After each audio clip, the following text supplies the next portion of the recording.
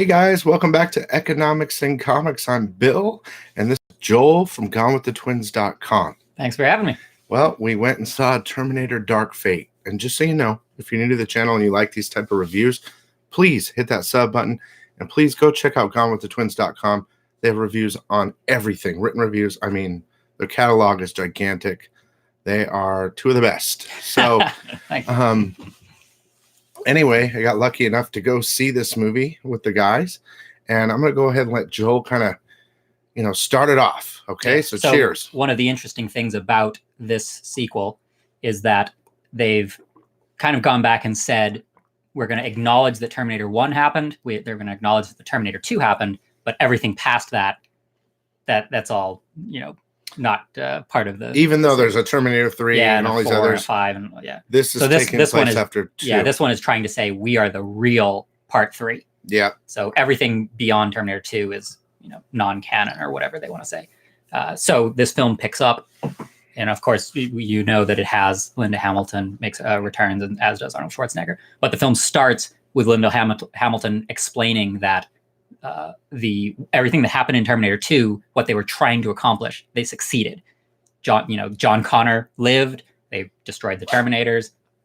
Everything that they had hoped to do, they did do, except that shortly after the events of Terminator 2, Linda Hamilton realizes that there are other Terminators that have been sent back in that same mission to try and kill John Connor. And so while she stopped one of them, there's still a few others out there. And I believe they allude to the fact that maybe she stopped a few others, but finally there's one that she is unable to stop, and it does indeed kill John Connor. So now the setup is she's kind of lost her way and her purpose because her son has died. So now we flash forward 22 years into the future from that point, and a new Terminator arrives in Mexico City, as does a new protector and of a new character who she will have to protect. So, and that it starts in Mexico City, and you have the new girl character.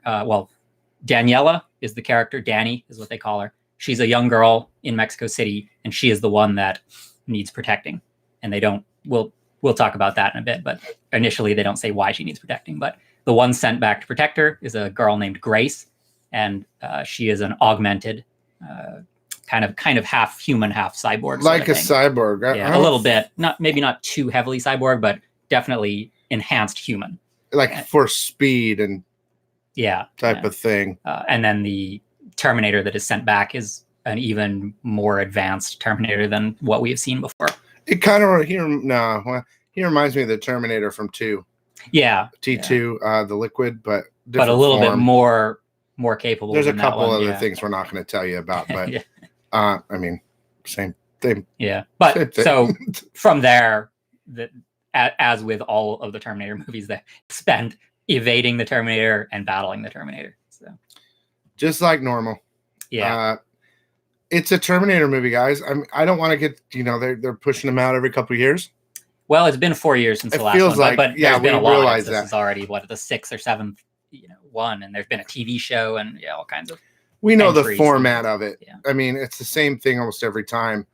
But to me, that's one of the problems a little bit, is that they play it a little too safe, and I'll explain why they do that, in my opinion, a little bit later. But they're not really bringing anything super new to the table. Well, they do bring some. It's like a new storyline. I won't get into it, but there are some new things in here, new characters, new ideas. But at the same time, like Joel's saying, it gives you that sense that it's a new and story. It's something that they did a little bit in Terminator 3, where they say, "Oh, you can't really change the future." And while they have successfully done a few things, it sort of just gives you that feeling that it's reverted back. And that's a good way to put it. Yeah, they really can't mess with the future too much. They change little outcomes along the way, but the overall impact is that the Terminators keep trying to get you back to that Judgment Day where they wipe out humanity and begin to take over. So, but there is some good twists. Well, one of my favorite parts is the new character Grace. I felt like the augmented human aspect where she's not a Terminator, but she's pretty close. She's like enhanced. Yeah, so much enhanced that she's able to go toe to toe a little bit with even the newest Terminator. And I felt like that was kind of a fun, not super futuristic, but kind of halfway point where, the natural progression of where something like that would go. I feel like it's backwards. Oh, yeah. Yeah. Like, you can enhance a human and make them a ninja, but they're still a human. Yeah. Why wouldn't they send, like in 2 or 3, they send more Terminators back to protect from other Terminators? Yeah. Well, that's a higher. You wouldn't have much of a movie if they sent back the strongest Terminator ever to protect. Well, I hate to say it, but we didn't have much of a movie here either. So, I mean, I love Arnold Schwarzenegger, and the action was fun. There's a lot of parts where I was like, dude, no way. Yeah. And that's the thing I'm starting to notice more and more is try to keep it real. I know they're robots or whatever, but some of the stuff they're doing, like an airplane scene or something like that, where it's just not even possible. Like, for instance, the movie we saw in Mars, the recent one with Brad Pitt. Oh, Ad Astra. I just keep finding stuff that is just would never happen. Well, they defy the laws of gravity, and that's what they're doing. Physics and everything. They just throw that out the window. Yeah, and so that's the thing. I would love if they kept it more realistic. The action sequences do bounce around from. You have an early one that's a kind of a highway chase, which and is that good. One, it follows a little bit closer to the rules of physics and car crashes and things that we naturally as moviegoers, when you see in movies, you kind of buy into it, even if they're a bit outlandish. But then as you get further into the movie and you have airplane chases and airplane crashes and fights aboard, spiraling airplanes, things like that just feel impossible a little, things that gravity won't allow. I don't care how strong stretches the imagination a bit too much, I think. Yeah. And those sort of action sequences for me are a little less fun. Even though they're good, wild and outlandish. That's the first thing I see when I see it. Is done, but at the same time, it's hard to buy into those things. But again, this is a Terminator movie. It's not real. They're trying to go above and beyond with every action sequence. So that's the point. But for me, I think it's both good and bad. The nostalgia. They're focused so heavily on trying to give you that nostalgia, bringing back Linda Hamilton, bringing back Arnold Schwarzenegger, doing a lot of the same plot points from Terminator 2. Even some of the set pieces, I feel like they're just basically copying some of the set pieces from Terminator 2 and trying to say, oh, hey, kind of a nod. Look at how close this is. Almost all the scenes related to all the movies. And so I understand why they're doing that, but also at the same time, and I appreciate some of that nostalgia, but at the same time, I'm like, I really wanted to see something new. Can't we go beyond that and go into left field? Yeah, I'd rather have nostalgia in the way of like catchphrases. Yeah. Like, we're expecting those to come, but to almost copy the movies. And I mean, there's only so far they can go. So I was thinking, again, it's a Terminator movie. It was fun. I do like the fact that there's a twist we won't talk about, but which changes the story a little bit and adds characters from the first couple to characters from this new. But they're definitely following like the very end of number 2. It continues and then jumps ahead a little bit. Yeah. They don't think outside the box, but maybe briefly here and there. But overall, I still enjoyed what they're trying to do. I still enjoy the action sequences, as dumb as they get, further into the film. It's still a fun action movie. It's very watchable. It is an action movie. Oh, so, yeah. I mean, it's not trying to. I would definitely say at points it's a bit disappointing that they don't try something a little different. Yeah, you want something new. Yeah, they're just playing it safe. But also for I guess my final, and I know it sounds like I'm crapping all over this movie. I still enjoyed the movie, but it's kind of sometimes it's easy to pick out the things that when you're watching it, you're thinking, oh, why didn't they just do this? Or why didn't they just go this direction? It would have been so much better. But I guess my last little point of contention with this is the Terminator itself, the villain.